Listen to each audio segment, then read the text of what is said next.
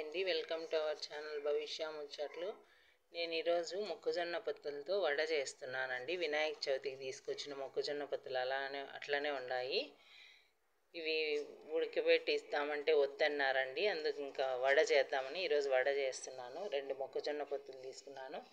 దీనికోసం నేను ఒక ఎర్రగడ్డ తీసుకున్నానండి, ఒక 3 పచ్చిమిరపకాయలు, కొంచెం అల్లం ముక్క, 4-5 రెబ్బలు తెల్లగడ్డ అండి, కొంచెం జీలకర్ర, కొంచెం కరివేపాకు తీసుకున్నాను.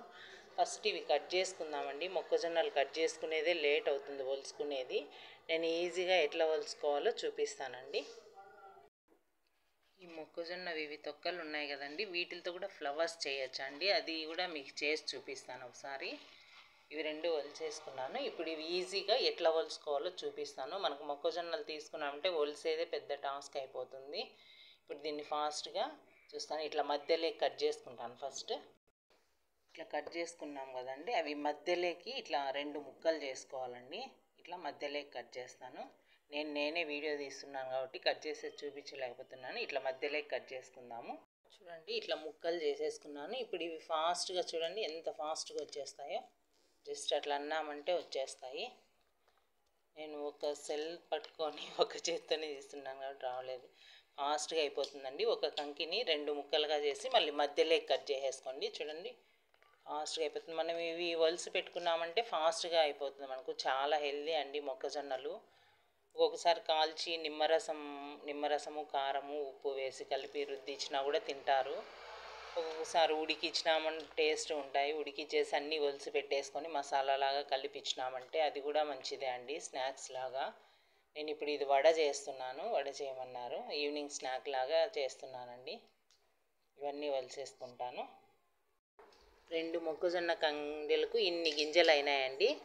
ఇవన్నీ ఇప్పుడు మిక్సీకి వేసేసుకుంటాను. మిక్సీకి వేసి పేస్ట్ లాగా చేసుకున్నాను. ఇవన్నీ కట్ చేసుకొని, మామూలుగా ఆనియన్స్ సన్నగా కట్ చేసి కూడా వేసుకోవచ్చు అండి. సన్నగా కట్ చేసి పిండి వేసిన తర్వాత కలిపేసుకోవచ్చు.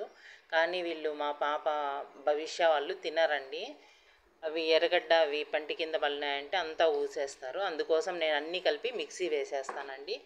మొత్తం కరివేపాకు, కొత్తిమీర, ఇవి మొక్కజొన్నలు అన్నీ కలిపి మిక్సీకి వేసేసి వడ వేసేసుకుందాం మనము. ఇవి ఒలిసి పెట్టుకోవడమే లేట్ అండి, ఒలుసుకునేది ఫాస్ట్గా అయిపోతే మనకు తొందరగా అయిపోతుంది వడ.